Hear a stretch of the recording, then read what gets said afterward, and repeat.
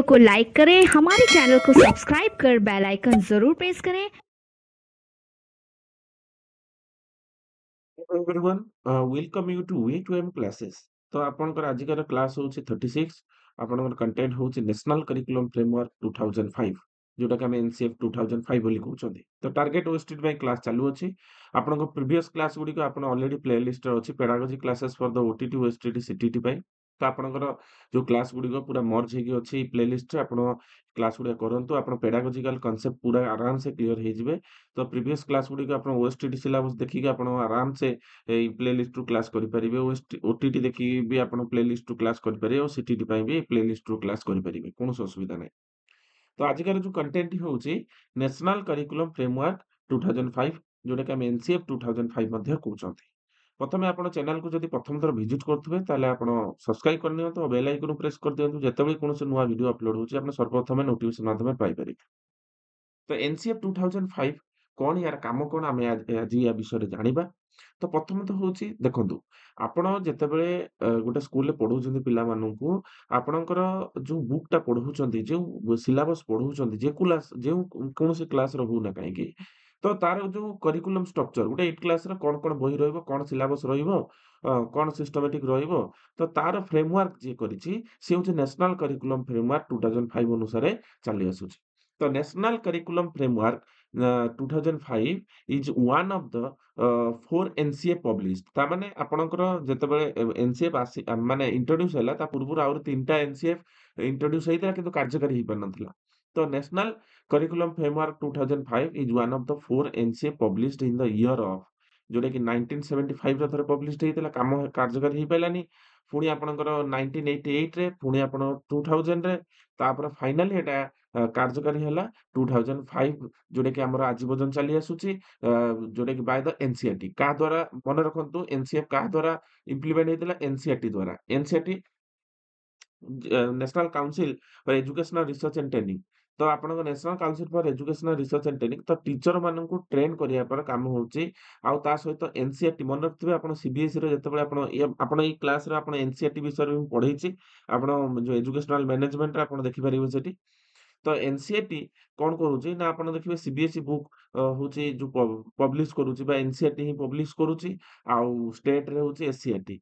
तो एको फ्रेमवर्क ए करिकुलम को बनौची के ए बुक गुडा को ए पाठ्य पुस्तक बा ए करिकुलम सिलेबस बनौची के ना एनसीएफ रो दायित्व होची करिकुलम को फ्रेमवर्क करबा कार केमिति करिकुलम रहिबो पिला केमिति आगु देखिबे बुक मानकर केमिति थिला ना आपण खाली लेखा थिला एबे पिक्चरियल मेथड रे सब बुक्स आसुची बुक रे सब पिक्चर दउची एक्स्ट्रा इन्फॉर्मेशन दउची प्रीवियस नॉलेज दउची। तो एटा गोटे फ्रेमवर्क करा हैछि एटा नेशनल करिकुलम फ्रेमवर्क 2005 अंडर रे ए डिजाइन करा जाउची। तो यार माने एनसीएफ को जो कार्यकारी करूची किए ना एनसीईआरटी मन रखथिबे। द एनसीएफ ए क्वेश्चन आसी पारे एतारु NCF 2005 document draw its policy basis from the earlier government report आ गोटे earlier government report education learning without burden मन रखथन। एनसीएफ कौन कहूची ना लर्निंग का जो हबो विदाउट बर्डन ने पिला माने पाठ पढिबे विदाउट बर्डन घोरा घोषा पद्धति चलिबोनी एठी कंस्ट्रक्टिव वे रे पाठ पढा चलिबो जेते बुझिकी पाठ पढिबे पिला माने। तो लर्निंग विदाउट बर्डन बर्डन रहिबोनी लर्निंग रे तो पिला माने बोझ भाबिबेनी लर्निंग टाकू शिक्षण पंथाटा को केबे भी से बोझ भाबिबेनी। And national policy education 1986 and POA जोटा कि 1992 तो नेशनल एजुकेशन पॉलिसी जोटा कि हमें कहउचंदी एनईपी जोटा कि हमर 1986 थिला तापर ताकू रिवाइज करिक 1992 रे फाइनली ताकू POA programme of action under ताकू इम्प्लीमेंट कराइथिला आज पर्यंत सेटा चली आसुची। बाकी 2020 रे माने 2020 रे आपण कस्तूररंगन अंडर जो आपणकर हेइतिला न्यू एजुकेशन एनईपी आसीतिला सेटा जो स्टेट लागू हेछि सेठी आउ पीओए 1992 एनईपी आउ नाही। तो ओडिसा रे पर्यंत लागू हेइ नै एबे ए पर्यंत ओडिसा रे 1992 रो जो प्रोग्राम ऑफ एक्शन अंडर जो एनईपी सेटा चालू अछि। एटा मन रखथांतु ए सब फैक्ट क्वेश्चन हला। तो आपणकर जो एनसीएफ टा कार्यकारी करि आसु केमिति लर्निंग विदाउट बर्डन अंडर माने बर्डन को फॉलो करिकि माने केमिति पिला मानन ऊपर बोझ रहिबोनी पाठ पढाटा आ नेशनल एजुकेशन पॉलिसी एनईपी 1986 आ 1992 under this process of development NCF has been initiated जो नेशनल पॉलिसी टा जता इनिशिएटेड करा गला नवंबर 2004 एटा मन रखथिबे। November 2004 ଏଟାକୁ ଇନିସିଏଟ୍ କରାଗଲା।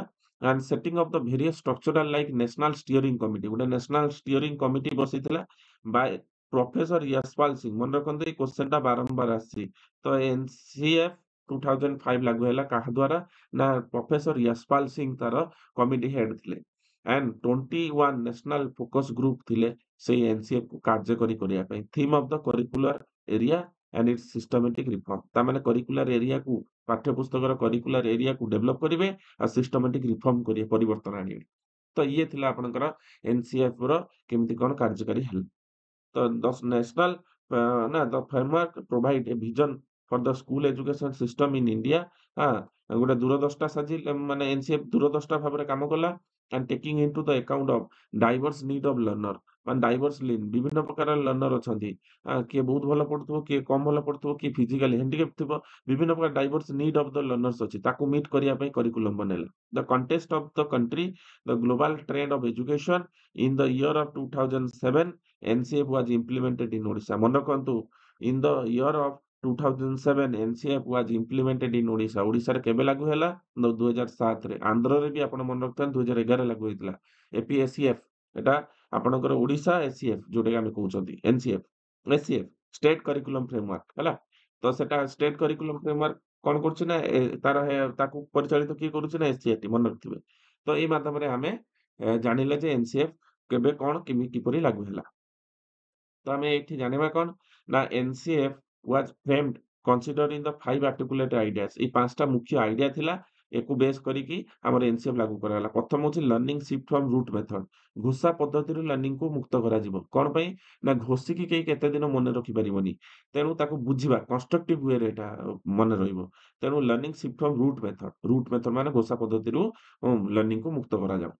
ଏଇଆ ଏକ ନମ୍ବର ଆର୍ଟିକୁଲେଟ ଥିଲା। ତାପରେ ହଉଛି କଣ, connecting the knowledge to the life outside the school. ଖାଲି ସ୍କୁଲ ଭିତରେ ସୀମିତ ରଖି ପିଲାମାନଙ୍କୁ ପାଠ ପଢାଇଲେ ହବନି, ଆଉଟସାଇଡ କ୍ଲାସରୁମ ଆଉଟସାଇଡ ରୁ ବି ଆମକୁ ପିଲାମାନଙ୍କୁ ଶିଖେଇବାର ଅଛି। ତ ଇଏ ଗୋଟେ ଆର୍ଟିକୁଲ ହେଲା। ତାପରେ ହଉଛି integrated examination into the classroom learning and ମୋର ଫ୍ଲେକ୍ସିବୁଲ। ତାମାନେ କ୍ଲାସରୁମ ଲର୍ଣ୍ଣିଂ ରେ ଏକ୍ସାମିନେସନଟା ଇଣ୍ଟିଗ୍ରେଟେଡ କରାଯିବ, ପ୍ରତ୍ୟେକଟାରେ ଏକ୍ସାମ କରାଯିବ ଆଉ କ୍ଲାସରୁମ ଲର୍ଣ୍ଣିଂ ଟାକୁ ଆହୁରି ଫ୍ଲେକ୍ସିବୁଲ କରାଯିବ, ଯାହାଦ୍ୱାରା ପିଲାମାନେ ଆହୁରି କିଛି କନଷ୍ଟ୍ରକ୍ଟିଭ ୱେରେ ପାଠ ବୁଝିପାରିବେ। ତାପରେ ଆସିଲା କଣ, enriching the curriculum so that it goes beyond the textbook. ତାମାନେ ଏମିତି କରିକୁଲମ ବନା ହବ ଯାହାଦ୍ୱାରା କଣ ହେଇଛି ନା ଆପଣଙ୍କର କ୍ଲାସରୁମ ଟେକ୍ସଟ ବୁକ୍ ଭିତରେ ସୀମିତ ନ ରହିକି ଟେକ୍ସଟ ବୁକ୍ ବାହାରେ ବି ବହୁତ କିଛି ଆପଣ କୋଉ କରିକୁଲାର ମାଧ୍ୟମରେ ପିଲା ଶିଖିପାରିବେ। ତ ବୁକ୍ ଟାକୁ ଏନରିଚିଂ କରିକୁଲମ ବନା ହେଇଥିଲା। ମାନେ ପାଠ ପୁସ୍ତକ ସହିତ ପ୍ରାକ୍ଟିକାଲ ହଉ ବା କୋ କରିକୁଲାର ଆକ୍ଟିଭିଟି ହଉ, ସେ ମାଧ୍ୟମରେ ବି ପିଲାମାନେ ପାଠ ପଢିପାରିବେ। ତାପରେ caring concern with the democratic policy of country. ତାମାନେ କ୍ୟାରିଂ କନସର୍ନ ଡେମୋକ୍ରେଟିକ ପଲିସି ଯୋଉ କଣ୍ଟ୍ରି ରହିଛି ସେ ଅନୁସାରେ ପିଲାମାନଙ୍କୁ କ୍ୟାରିଂ କନସର୍ନ ଭାବରେ ପାଠ ପଢାଯିବ, ଯେମିତି ପିଲାମାନେ ବୁଝିପାରିବେ ଆଉ ଆଗକୁ କିଛି କରିପାରିବେ। ତ ଏଇଟା ହଉଛି କଣ, ଏନସିଏଫ ର 5ଟା ପାର୍ଟିକୁଲେଟ୍ସ ଆଇଡିଆ ଉପରେ କାମ କରିଥିଲା ଏନସିଏଫ 2005। ତାପରେ ଆମେ ଜାଣିବା ଫୋକସ୍ଡ ଅନ୍। ଏନସିଏଫ ର ବିଶେଷ କରିକି ତାଙ୍କର ଫୋକସ୍ଡ କଣ ଥିଲା, କାହା ଉପରେ ସେ କାର୍ଯ୍ୟକାରୀ କରନ୍ତି, କରିକୁଲମ ଯୋଉ ବନେଇବେ ପିଲାମାନଙ୍କ କାହା ଉପରେ ବେସ୍ କରି ବନେଇବେ। ପ୍ରଥମେ ହଉଛି କଣ, ଲର୍ଣ୍ଣିଂ ୱିଦାଉଟ୍ ବର୍ଡନ, ବୋଝ ରହିବନି, ଯେତେ ପିକ୍ଚରିଆଲ ଯେତେ ଇଜି ଅଣ୍ଡରଷ୍ଟାଣ୍ଡିଂ ୱେରେ କରିକୁଲମ ତିଆରି କରାଯିବ। Self Reliance and dignity of the individual, ପିଲାର ଗୋଟେ ଇଣ୍ଡିଭିଜୁଆଲ ଡିଗ୍ନିଟିକୁ ମେଣ୍ଟେନ କରାଯିବ। Develop of the child centred approach, ଯେତେ ଆପଣ ଶିକ୍ଷାର୍ଥୀ କୈନ୍ଦ୍ରିକ ପନ୍ଥା ମାଧ୍ୟମରେ ପିଲାମାନଙ୍କୁ ପାଠ ପଢାଯିବ। ଫିଲିଂ ୱାନନେସ ଆଣ୍ଡ ଡେମୋକ୍ରେଟିକ, ପିଲାମାନଙ୍କୁ ୱାନନେସ ଆଉ ଡେମୋକ୍ରେଟିକ ୱେରେ ପାଠ ପଢାଯିବ। ଡେସ୍କ୍ରାଇବ ଇକ୍ୱାଲିଟି ସମାନତା ରକ୍ଷା କରାଯିବ। Curriculum should be free from caste, creed, religion, sex based thinking. ତାମାନେ ଆପଣ କୌଣସି ଜାତିଗତ ଧର୍ମଗତ ନିର୍ବିଶେଷରେ ବୁକଟାକୁ ତିଆରି କରାଯିବ। ସବୁ ଧର୍ମର ପାଠ୍ୟପୁସ୍ତକ ତା ଭିତରେ ବା ପାଠ୍ୟପୁସ୍ତକ ସମ୍ବନ୍ଧୀୟ ଜ୍ଞାନ ଥିବ, ଯାହାଦ୍ୱାରା ପିଲାମାନେ କେବେ ବି ବାୟସ ଫିଲ୍ କରିବେନି, ଯାହାଦ୍ୱାରା ସେମାନେ କେବେ ବି ନିଜ ଭିତରେ ଗୋଟେ ଇକ୍ୱାଲିଟି ମେଣ୍ଟେନ କରିକି ରଖିପାରିବେ। ସେଇ କରିକୁଲମ ବନା ହବ। ତାପରେ ଆଡପସନ ଅଫ ଦ, କାହିଁକିନା ଆମର ଷ୍ଟେଟ ହଉଛି ସେକୁଲାର କଣ୍ଟ୍ରି, ଆମ କଣ୍ଟ୍ରିଟା ସେକୁଲାର, ତେଣୁ ଧର୍ମ ନିରପେକ୍ଷ ଭାବରେ ବୁକଟା ବି ତିଆରି କରାଯିବା ଦରକାର। ତାପରେ ହେଲା ଆବୋଲିସନ ଅଫ କର୍ପୋରାଲ ପନିଶମେଣ୍ଟ, ତାମାନେ ଦଣ୍ଡମୁକ୍ତ ଅଞ୍ଚଳ।